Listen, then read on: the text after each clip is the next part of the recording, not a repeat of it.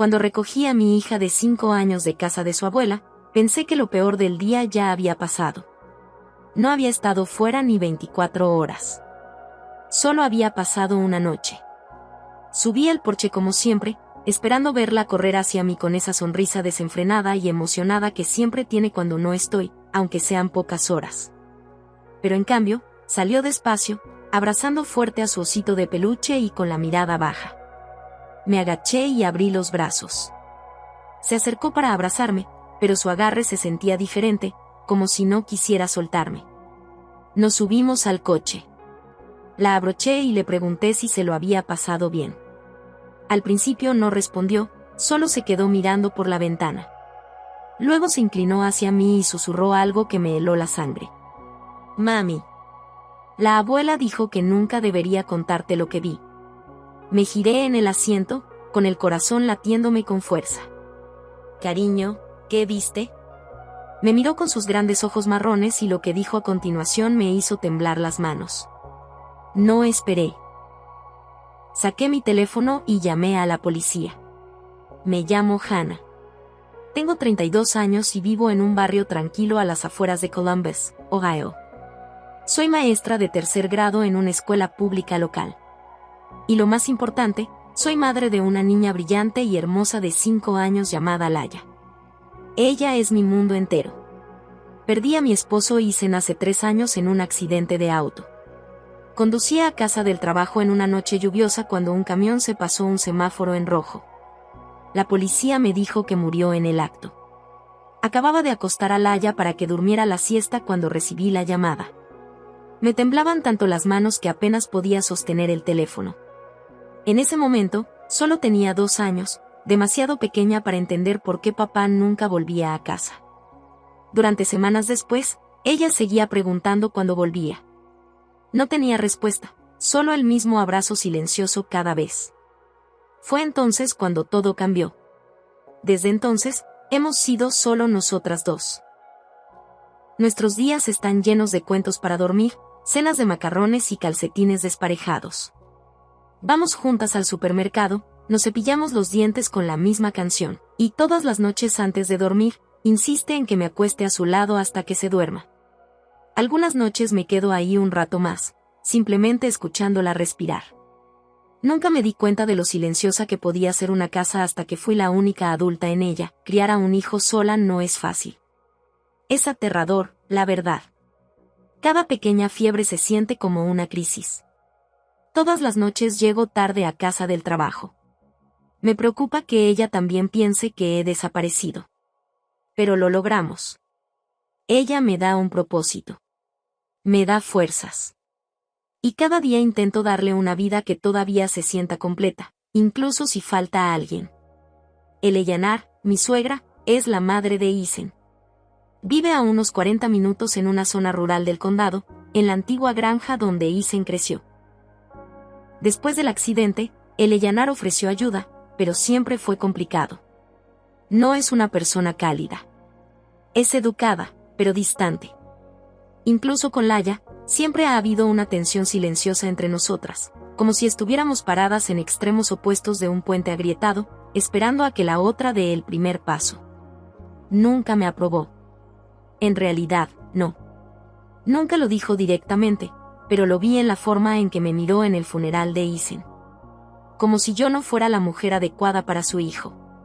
Como si tuviera algo que demostrar. Aún así, es la abuela de Laya, y quería que Laya conectara con la familia paterna. No quería que mis sentimientos se interpusieran. Así que, durante los últimos 2 años, he dejado que Ila pase algunas tardes en casa de Eleyanar de vez en cuando. Nunca pernoctaba, solo visitas cortas. Siempre me aseguraba de estar cerca o de que fuera un día festivo o algo sencillo. A Laya no parecía importarle.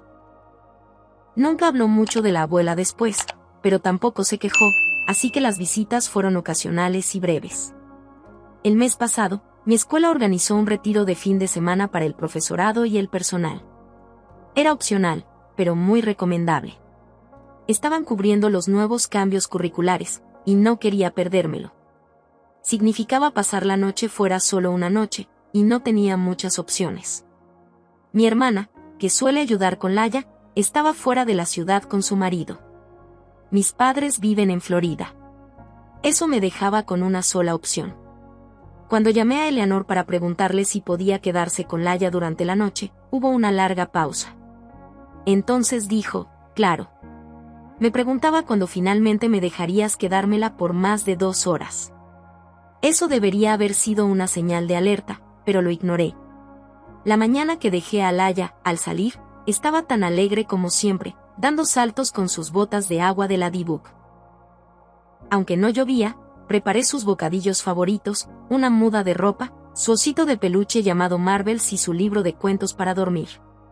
Le di doble mordida a su cepillo de dientes. Incluso escribí una lista de números de emergencia y la pegué en su bolso. Al entregarle sus cosas a Eleanor en la puerta, intenté disimular los nervios en mi sonrisa. Tomó el bolso sin mirarme. «¿Seguro que tienes todo lo que necesita?», pregunté, mitad por instinto, mitad por pánico. «Hannah, yo crié a Isen», respondió bruscamente. «Creo que puedo pasar una noche con mi nieta». Asentí. Besé a Laya en la frente y la abracé fuerte. No parecía preocupada. De hecho, estaba emocionada de enseñarle a la abuela cómo podía leer las primeras páginas de su libro ella sola. Mientras me iba, me dije que le estaba dando demasiadas vueltas. Solo una noche, estaría bien. Volvería al mediodía del día siguiente. No era la primera vez que una madre tenía que soltarse un poco, y no sería la última. Pero en el fondo, sentía algo que no desaparecía, una opresión en el pecho, una tensión en los hombros. Me repetía a mí misma que respirara, que estaba siendo dramática. La verdad es que no me di cuenta de que tenía razón en tener miedo, porque para cuando la recogí a la mañana siguiente, todo lo que creía saber sobre Eleanor, y todo lo que creía poder controlar, estaba a punto de desmoronarse. Llegué a casa de Eleanor a la mañana siguiente sobre las 10, tal como había dicho. El viaje se me hizo más largo de lo habitual. Tenía el estómago revuelto, no porque esperara que algo saliera mal, sino porque había extrañado a Laya.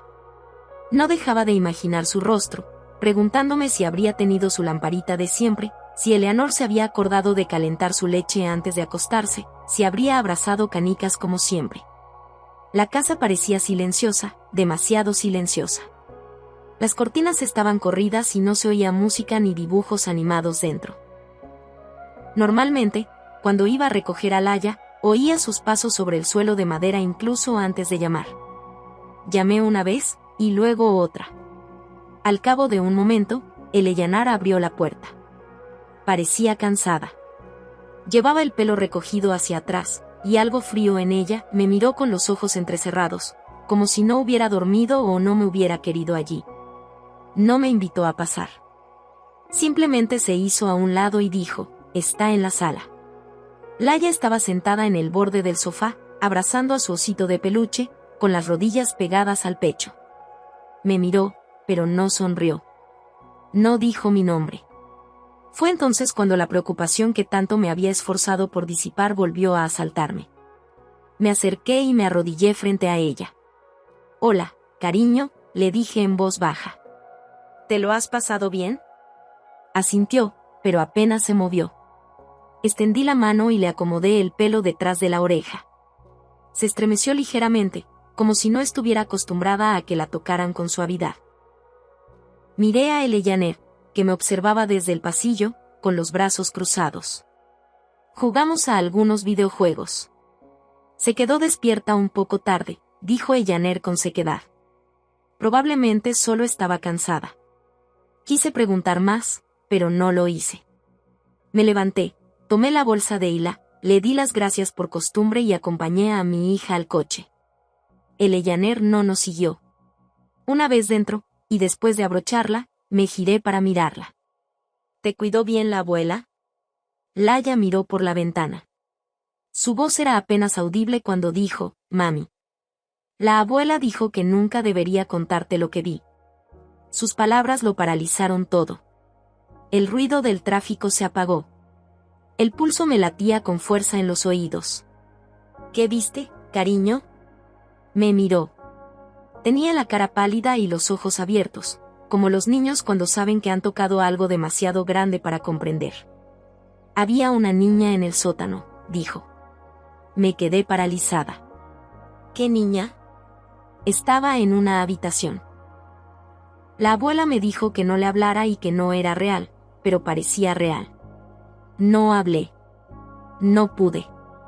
Laya siguió hablando, con esa prisa con la que hablan los niños cuando temen meterse en problemas por decir la verdad. Tenía una manta, pero no cama. Estaba llorando. Dijo que le dolía el brazo. La abuela me dijo que no la mirara y me hizo prometer que no te lo diría. Sentía un nudo en la garganta. Me obligué a mantener la calma por ira. ¿Qué aspecto tenía la niña? Era mayor que yo, quizá como Olivia del colegio. Llevaba el pelo sucio. Llevaba pijama. Creo que estaba asustada. Mamá, me recosté en mi asiento, mis dedos me quedé flotando sobre el encendido y luego me dejé caer en mi regazo. Me quedé mirando el volante, con la mente acelerada intentando comprender. Quizás era un juego. Quizás el Anar tenía una muñeca o una foto vieja. Quizás Laya lo había malinterpretado. Pero incluso mientras intentaba convencerme, sabía que nada de eso tenía sentido. Laya tenía una imaginación vívida, sí, pero esto no sonaba a fantasía. Era demasiado específico, demasiado detallado y demasiado serio como para ignorarlo. Llamé a mi amiga Olivia, no la chica del colegio de Laya, sino mi mejor amiga desde la universidad.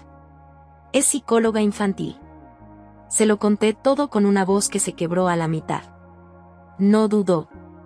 Hannah, eso no es una historia inventada. Los niños no mienten con tanto detalle.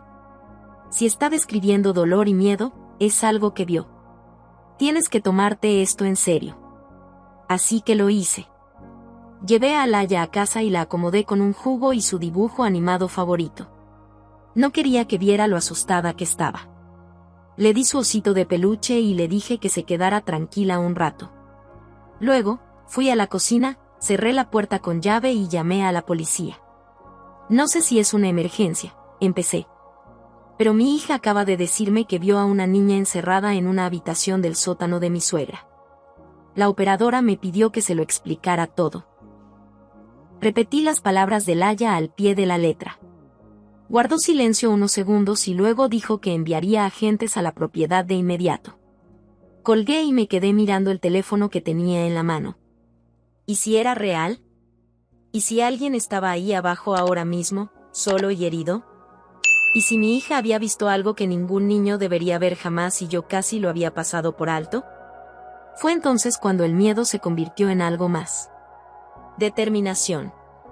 En cuanto colgué, algo cambió en mi interior. El miedo seguía ahí, sí, pero estaba enterrado bajo algo más fuerte. Había terminado de dudar de mí misma. Había terminado de preguntarme si Eleanor tenía buenas intenciones o si estaba exagerando. Mi hija había llegado a casa asustada, susurrando sobre una niña llorando en un sótano cerrado, y eso me bastó. Me quedé junto a la ventana, con el teléfono aún en la mano, mirando la carretera. No sabía cuánto tardarían los agentes en llegar a la propiedad de Eleanor. Su casa estaba más allá de la límite del condado, tranquilo y escondido entre bosques densos y largos caminos de grava. Si algo estaba pasando allí, si alguien estaba herido, no quería perder ni un segundo más. Tomé mis llaves. Antes de irme, volví a la sala para ver cómo estaba Laya. Estaba sentada con las piernas cruzadas en el suelo con su osito de peluche viendo dibujos animados. Su expresión se había suavizado, pero aún podía sentir el peso de lo que me había dicho. Levantó la vista cuando entré. ¿A dónde vas, mami? Me incliné y le di un beso en la cabeza. Solo para recoger algo que olvidé, cariño. Vuelvo enseguida. La tía Olivia viene a quedarse contigo un ratito. Ya le había escrito a Olivia después de la llamada a la policía. Vivía a 10 minutos y no hizo preguntas cuando le dije que necesitaba ayuda. Me respondió con una sola palabra: voy. 5 minutos después, llegó Olivia. Le conté lo que Laya había dicho de nuevo, esta vez con voz temblorosa. Olivia ni pestañeó. Se agachó y empezó a jugar con Laia como si fuera un día normal. Así es ella. Firme, tranquila, alguien que te ayuda a controlar el caos cuando tienes las manos ocupadas. Conduje hasta casa de Eleanor con el corazón latiéndome contra el volante. Cuanto más me alejaba del pueblo, más aislada me sentía. Sin aceras, sin farolas, solo árboles altos y silencio. No dejaba de pensar en lo que Yaya había dicho sobre la niña del brazo herido y el llanto. No dejaba de imaginarla encerrada en algún lugar de esa casa a la que una vez había mandado a mi hija sin rechistar. Entré en el camino de grava y apagué el motor. Pude ver el coche de Eleanor aparcado donde siempre estaba. Sus cortinas estaban corridas de nuevo. Ningún sonido, ningún movimiento. Toda la casa parecía quieta, como si contuviera la respiración. Cogí mi teléfono y subí los escalones de la entrada. Me obligué a sonreír cuando abrió la puerta. ¿Qué haces ahí atrás?, preguntó, frunciendo el ceño. Creo que Laia dejó el otro conjunto de su osito, dije en voz baja. El rojizo que llama el vestidito de picnic. Se enfada si no es con su osito. Eleanor no se movió. Entrecerró los ojos, observándome. No vi nada más cuando limpié. Dijo, solo quiero revisar su habitación, rápido. No tardaré ni un minuto. Hubo una larga pausa. Entonces retrocedió. Bien. Date prisa. Entré. La casa estaba limpia, pero fría, no física, sino emocionalmente. El aire se sentía pesado, como si cargara secretos. Fui directo a la habitación de invitados donde se había alojado Laia. Abrí cajones, rebusqué en la pequeña mochila que le había preparado, haciendo ruido para tapar el sonido de mis pasos mientras me acercaba al pasillo trasero, el que conducía al sótano. Eleanor gritó, dije solo la habitación, Hannah. La ignoré. La puerta del sótano estaba cerrada. Alargué la mano hacia el pomo. No abras eso, espetó detrás de mí. Su voz era aguda, urgente. Solo necesito asegurarme de que Laia no dejó nada abajo. No estaba allí abajo. Mi mano se quedó en el pomo de la puerta. Entonces, ¿por qué me dijo que vio a alguien? Los ojos de Eleanor se oscurecieron. Tiene 5 años. Se inventa cosas. Así no. Ella se acercó a mí, pero me giré rápidamente y retrocedí. Ya llamé a la policía, dije. Ya vienen. La expresión de su rostro cambió. Ni pánico, ni culpa, sino algo más. Desprecio.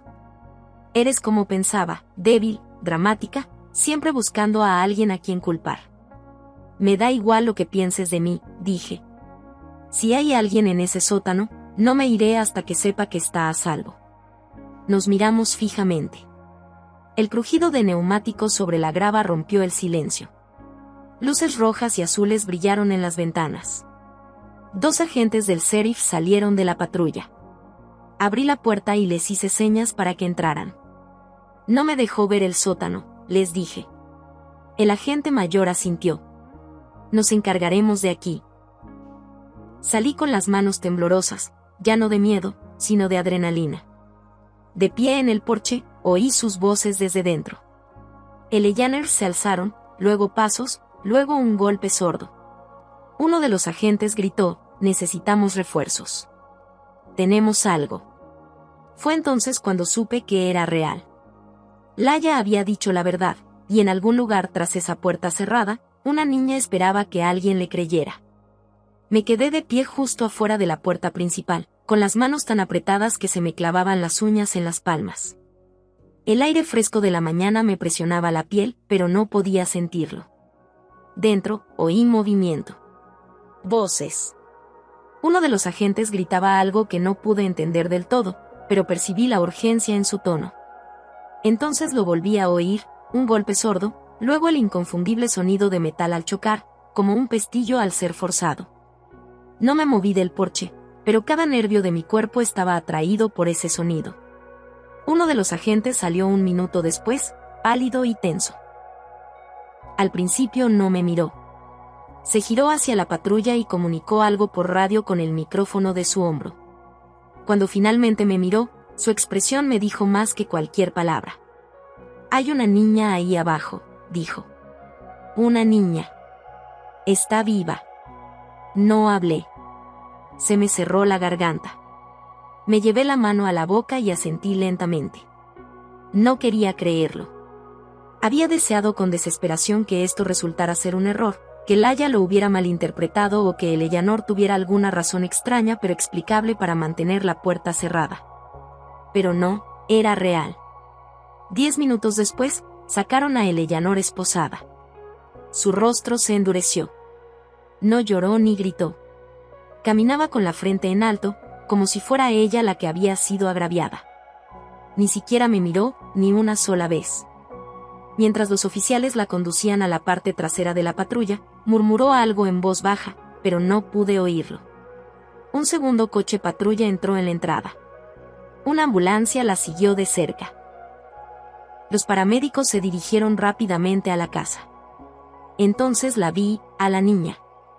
Parecía de unos 10 años, quizás un poco más joven, delgada, pequeña para su edad. Tenía la cara sucia, las mejillas hundidas. Estaba envuelta en una manta, aferrándose a ella con fuerza como si fuera lo único que la atara al momento. Su cabello era largo y enredado, con las puntas pegadas a la cara. Tenía un brazo en un cabestrillo improvisado. No habló. Sus ojos, abiertos y congelados, miraban a su alrededor como si no creyera del todo lo que estaba sucediendo. Los paramédicos la acompañaron con cuidado a la ambulancia. Me aparté, pero me miró fijamente un segundo.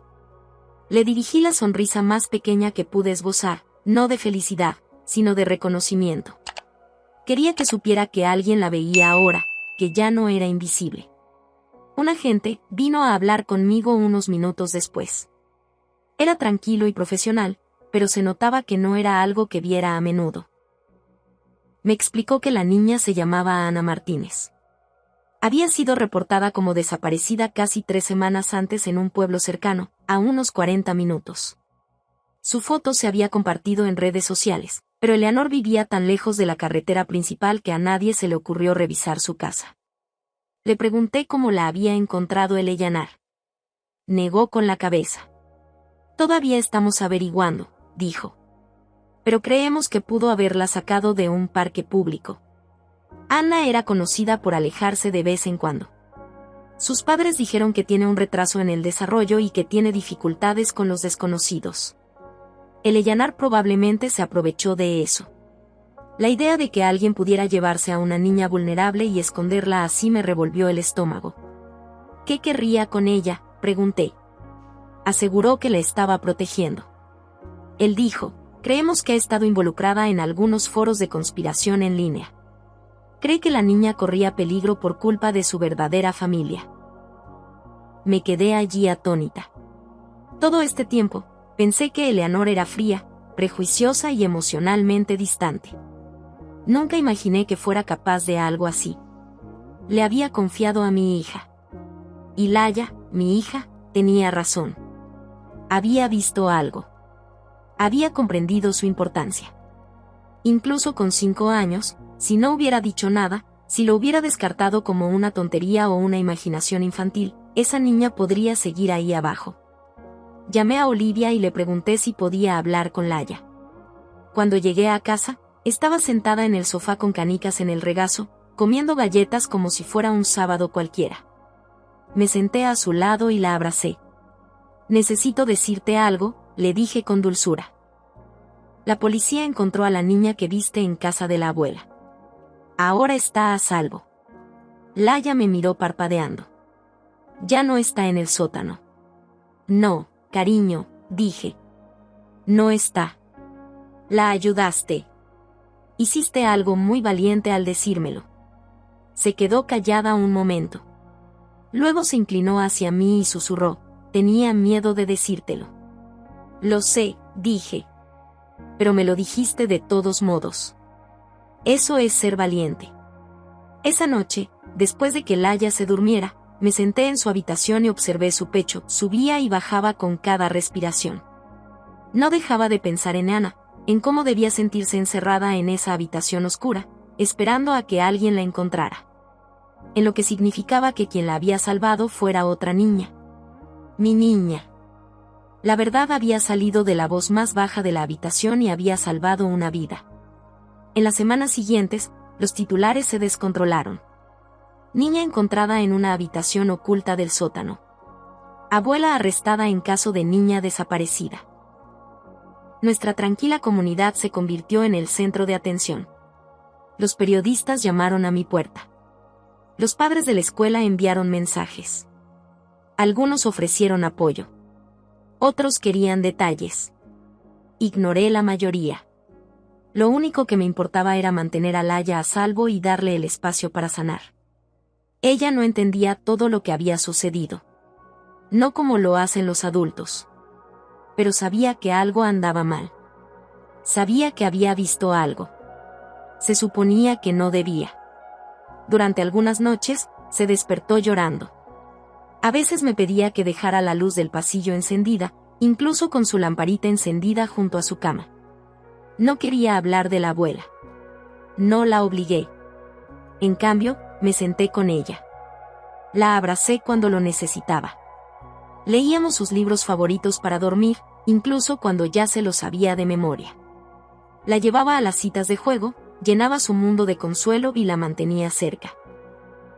En la escuela, su maestra dijo que estaba más callada de lo habitual, pero seguía involucrada, seguía curiosa, seguía sonriendo al final de la primera semana. Olivia nos ayudó a las dos. Me recomendó una terapeuta especializada en trauma infantil temprano. Fuimos juntas. No quería que Laya sintiera que lo estaba pasando sola. En una de las sesiones, Laya dijo algo que nunca olvidaré. No quería que se lo dijera, pero sabía que me creerías. Fue entonces cuando brotaron las lágrimas. No del tipo de pánico. Lloré en mi auto ese día ni del tipo silencioso que me sequé en el baño tarde por la noche. Estas eran diferentes. Venían de un lugar de profunda y silenciosa gratitud. Había pasado tanto tiempo preocupándome por no ser suficiente como madre, como protectora. Tras la muerte de Isen, temí constantemente estar fallándole a Laya, no poder darle la seguridad y el amor que necesitaba. Pero en ese momento, al oírla decir que confiaba más en mí que en ella, con miedo, me di cuenta de que había hecho algo bien. El arresto de Eleyanar condujo a varios cargos, incluyendo secuestro y confinamiento ilegal. Al principio se declaró inocente, insistiendo en que había salvado a Anna, pero las pruebas eran abrumadoras. La niña había estado encerrada en una habitación oculta tras una pared falsa en el sótano. No había ventanas, solo un colchón en el suelo, una lámpara y un candado en la puerta. El cabestrillo que llevaba en el brazo era improvisado y no tenía tratamiento. La habían alimentado lo suficiente para sobrevivir, pero a duras penas. No fue un malentendido. No fue un acto de protección desafortunado. Fue un delito. Anna se reunió con sus padres. Los conocí brevemente durante la investigación. Su madre me abrazó tan fuerte que apenas podía respirar. Me dio las gracias una y otra vez, pero no me sentí como el héroe. Simplemente escuché a mi hija. Eso fue todo lo que hice. Le creí y eso marcó la diferencia. Los investigadores dijeron que Eleanor había participado activamente en foros en línea llenos de teorías de la conspiración. Creía que Anna formaba parte de una trama mayor y se había convencido de que la estaba rescatando. Era perturbador, triste y aterrador a la vez. No podía reconciliar a la mujer que había conocido con la mujer que había hecho esto. Pero al final, no importó. Lo que importaba era que Anna estaba a salvo y Laya estaba en casa. Ya no hablo con Eleyanar. No dejaré que Hila se acerque a ella de nuevo. Hay cosas de las que no se puede volver atrás. Y aunque una parte de mí añora lo que podría haber sido una abuela cálida y amorosa que cuidó de su nieta con alegría y bondad, ahora sé que fingir no protege a nadie.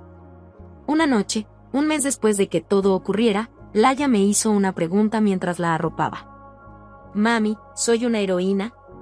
Sonreí. «Eres mi heroína». Asintió pensativa, luego metió canicas debajo de la manta y cerró los ojos. Esa noche, me quedé en su habitación más tiempo de lo habitual, no porque me lo pidiera, sino porque quería. Escuché su respiración, constante y suave. Pensé en lo fácil que podría haber sido que esta historia terminara de otra manera. Si ella hubiera permanecido callada, si yo hubiera ignorado sus palabras, si la ayuda hubiera llegado demasiado tarde. Pensamos en los héroes como personas fuertes, ruidosas y valientes que se lanzan al peligro sin pestañear. A veces los héroes son pequeños. A veces susurran. A veces abrazan un osito de peluche y dicen algo que lo cambia todo. Nunca olvidaré lo que Yaila me enseñó. Que escuchar a los niños no se trata solo de protegerlos. Se trata de demostrarles que importan.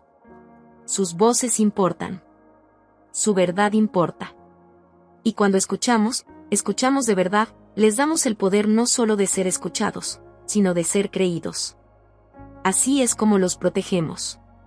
Así es como nos protegemos unos a otros.